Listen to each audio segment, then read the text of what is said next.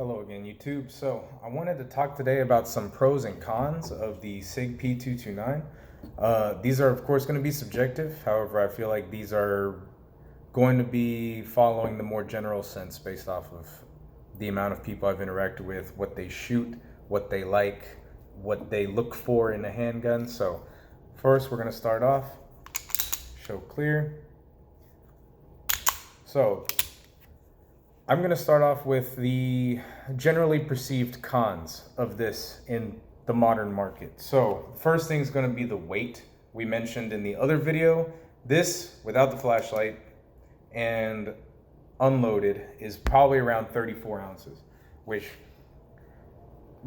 based off of the modern polymer frame market is very heavy. However, I don't see it as an issue because of my own personal handling of this gun. And I guess my personal body, the way I'm built, I like this gun. I don't mind the weight. I do appreciate lighter weight guns, but with the purposes of this gun versus that, I just use different tools for different jobs. So the weight can be a perceived con for a lot of people. And the slide release, this might be more personal. However, I've seen other people have this issue. So because of the location of this slide release, it is very convenient to lock back, sorry to flash you, to lock back and release the slide with one hand, which can be extremely beneficial. That seems like a con, a pro. However, when you're holding your grip, sometimes that slide release is right where your thumb is resting, the base of your thumb is resting, and I find that I, as well as some other people online, have had issues with the slide not locking back on the final round. That's gonna be dependent on you how big of an issue that is. It does annoy me, but everything else about this gun I love, so I ignore it. So next thing is going to be limited attachments. So as of right now, even on this Legion, I basically only had the option of putting a flashlight or laser. That's about it. I don't use red dots, but there's no way to do that if you had wanted to anyway. And in terms of handguns, it's not really like you're gonna add much more other than an optic. Maybe a gas pedal, but other than that, I guess just the fact that it has the inability to add a dot sight could be a con to many people who like adding dots. However, there is another slide for this gun called the Pro Cut slide. I don't know how much it costs. I'm not going to look at it right now, but you can add a SIG RXP sight, or no, the RXP is the SKU. Either way. You can add a Romeo 1, Romeo 3 Max on there. It's great. All for the additional price of another SIG price tag. So,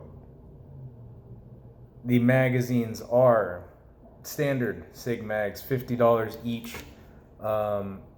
Again, I think I mentioned before, made by Mechgar. Mechgar also has magazines you can buy for this. I believe they're 17 rounders. That's up to you. I believe that's the only aftermarket I've seen that's cheaper than $49.99 plus tax.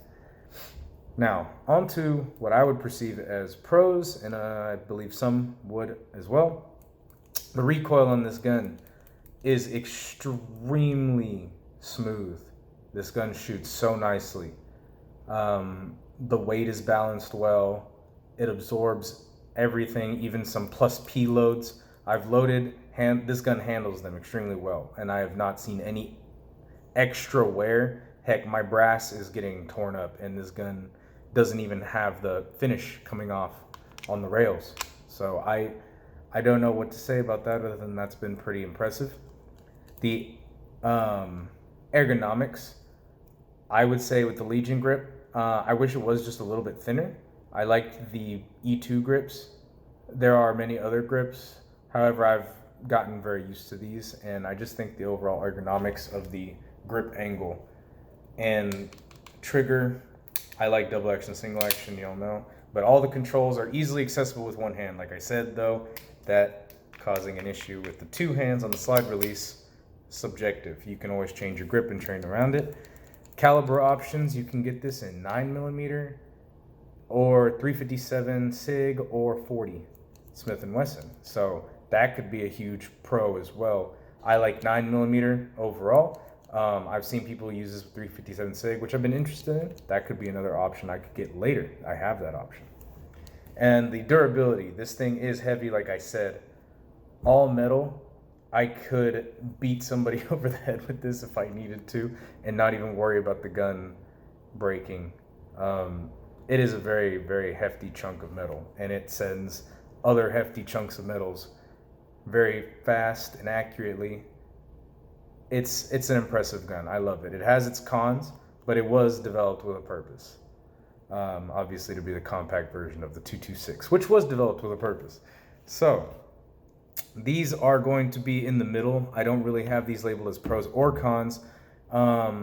There is no safety. It is a double action, single action. And as I say, your finger is your safety. Your awareness is your safety. However, if you're looking for manual safety, it's not here. This is a double action, single action. Your retention of the double action trigger is about as safe as this gets. However, the firing pin block and everything in this gun is fantastic. Everything runs smoothly and it ensures safe function of the firearm. Now, another thing is a con to other people, a pro to me, but this of course has the Gray Guns trigger, but even the base model SIG triggers, I like a lot. I like the way that they break. I like the way that the entire travel feels. That's just me. Other people say they're squashy. I guess I can get what they mean after handling so many other guns, but I shoot better with these types of triggers. Other people apparently don't.